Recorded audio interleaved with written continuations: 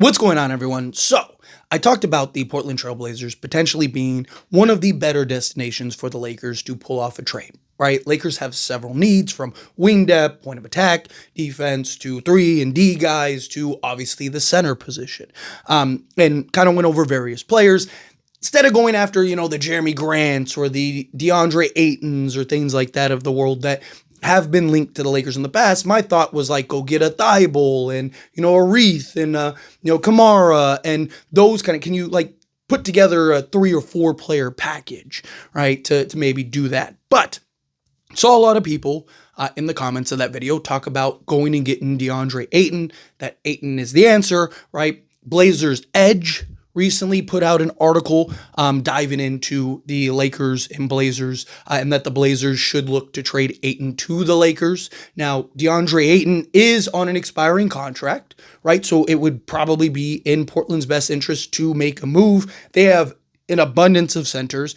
Donovan Clegan kind of emerged for them, right? He's supposed to be the future for that team, for that organization. There are some conditioning issues with him, but outside of that, the goal is to eventually transition him into the starting unit. They got Robert Williams, they got Reith, right? Like they have 4 or 5 centers, not counting this upcoming draft. What do they do in this draft? To where they need to start making some moves at some point. And Ayton could be a target for the Lakers, as well as Portland could look to, hey, let's trade Ayton to the Lakers. Because one, how many teams need a starting caliber center, right? Most teams either already have their guy, are about to draft their guy, or have the guy that they think may potentially be their guy that they're growing and developing, right? DeAndre Ayton is 26 years old, so there's still plenty of room for growth and upside and potential. And in all honesty, right, and I think the Lakers should stay away from Ayton. My real issue is, one, he's one of those players that just can't get out of his own way, right? I believe there is a version of DeAndre Ayton that we look at and go, he's one of the best centers in basketball, right? Talk about a guy that can essentially do everything out there on the basketball court, right? Pick and pop, pick and roll. You can dump the ball down to him. He can go to work around the rim. He's not reliant, right, on like a Luka or something like that. And he's still young enough to where you could have him and a Luka for the next, 8 years or whatever, right? So I do think that there are kind of these pros and untapped potential of Ayton and whatnot, but he's making 35, almost 36 million this upcoming season. Again, he'll be an unrestricted free agent. So there is the argument of like, if it works, great, you can sign him to a new long-term deal. If it doesn't work, you can kind of just let him walk and clear up 35, almost 36 million in cap space, right? Maybe go make some moves. Problem is, what do you have to give up? If you have to give up Connect and a first and all this stuff to go get Ayton, if it doesn't work, are you really just letting them walk and losing all those assets, right? Now you're forced to pay and stuck with a guy that didn't really work out, right? So there's risk reward either way. Now, again, there is an argument to be made of like, if the Lakers can get him focused and right and get him out of his own way, which, in all honesty, he might just need that. He might just need structure, right? He might just need, you see guys all the time that are really good, really talented, and they're in one place and then end up going to another place, and that place they figure it out, right? Like, or they emerge and evolve into that guy. And you got to think, the Lakers, they have the structure. They have guys like LeBron James, who's gonna, that would yield the respect from Ayton, right? You have guys in JJ Redick that's not gonna play around, that knows like, hey, I'm gonna be here whether you're here or not, buddy, right? So like, we're not playing these games, right? You need to focus. You need to be locked in. You need to do those things, right? You want to talk about having the easiest time of his career, right? He would have the easiest time of his career. He'd be playing alongside LeBron, Luka, right? And likely Austin Reeves, because I don't think that they'll trade Austin Reeves for DeAndre Ayton. So you're talking about 3 guys that could set him up and get him right? And he would just have the easiest time at worst, right? Or I guess at best, I've talked about this, right? He'd be your 4th option on the Lakers, right? But any given night, he could be your 2nd option. On any given night, he could be your 3rd option, right? Like, he's good enough to yield, right? I mean, he's already double-double guy. He's like, last season, he was 15 and 10, right? We've seen seasons where he's, 18 and 12, and I think he's like a legit 20 and 10 center. Again, if he can get out of his own way, that's the problem. Right? He kind of gets in his own mental at times. You saw the antics more so. He's actually been, to his credit, right? He's actually been much better with Portland, kind of buying in with Portland. And you haven't heard all the noise that you heard with Phoenix, right? Phoenix, it was like he was throwing tantrums. He didn't want to like check in. He just sat on the bench, right? Him and Monty were getting in arguments, him and Player, right? Like there was all this noise, whether it was true or not, whatever the deal was going on behind the scenes. At the end of the day, there were things that kind of painted him in a negative light. Right. And it was just like, dude, this guy has all the talent in the world. If he could just, hone in and be in the right situation, the right environment, I do think that there is a version of him that could really be a real ceiling raiser for a team like the Lakers who need a center. Now, I have said, and I still stand by that, I don't think the Lakers necessarily need a skilled center.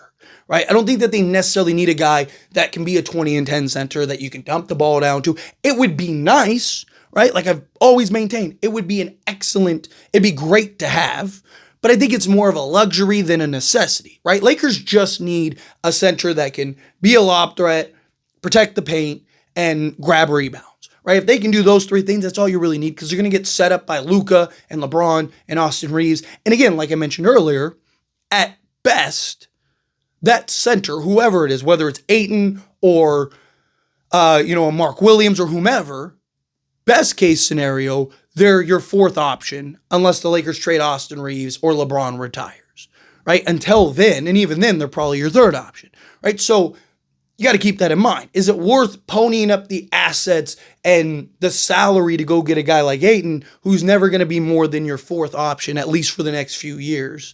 At best, if they do trade a Reeves or or LeBron does retire, let's say after this year, because I don't think he's retiring this year, right? So after this year, right, then best case, he's your third option, right? So is it worth paying that guy $30 million a year and then also giving up all the assets that it would need to require? If you were looking for him to be like your second option, then yeah, maybe there's more argument there. So it's just, again, things to kind of keep in mind when we're talking about getting a skilled center.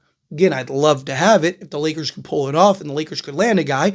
Also, I don't think Ayton is going to get 35 plus million on his next contract. I think he's probably at best, probably 25 million a year, right? Even if he had a great year with the Lakers, I don't think he's still getting more than 25 million because I think teams will look at it as like, that's because he was on the Lakers with Luka. And I think, Lakers will look at it as like, dude, like you need to prove, maybe he signs a shorter deal, right? 2 years, 50 million or something like that. Maybe try to get a bigger contract later. But point is like, I do think you will get him cheaper long-term. And you might even be able to like trade for him and then get him on a new extension and try to, I don't know, work it out one way or another. But point is like there's risks with Ayton. But, there's also potential great reward if Ayton works out. It's just, can you get him back to being that guy?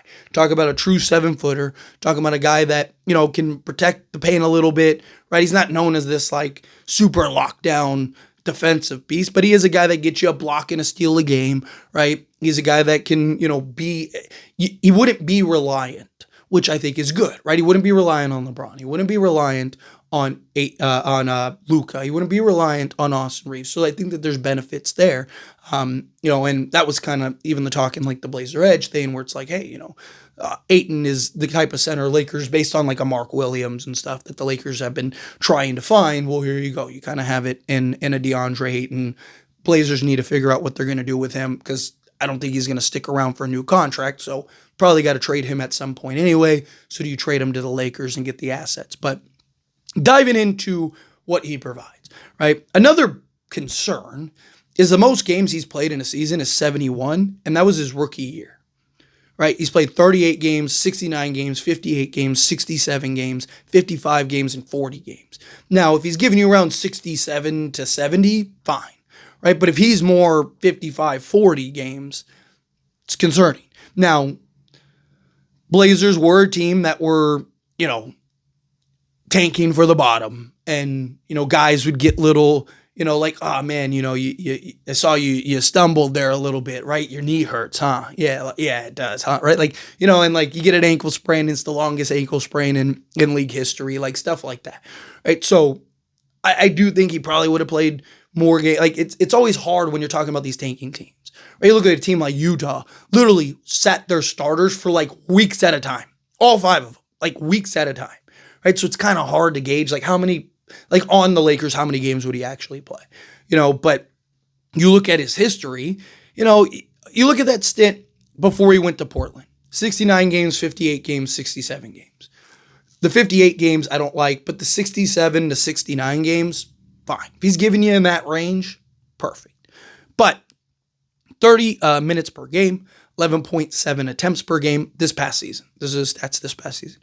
56.6% from the field, 3-point range. Not a guy you really want taking threes. He's shown the ability to knock down the occasional three and stretch the floor, but the most attempts he took was last year at 0.8 attempts, and he only shot, and this would be nice, rounding up, 20%. Free throw shooting, concerning, 59.4% 59.4% from 2-point range, not free throw shooting.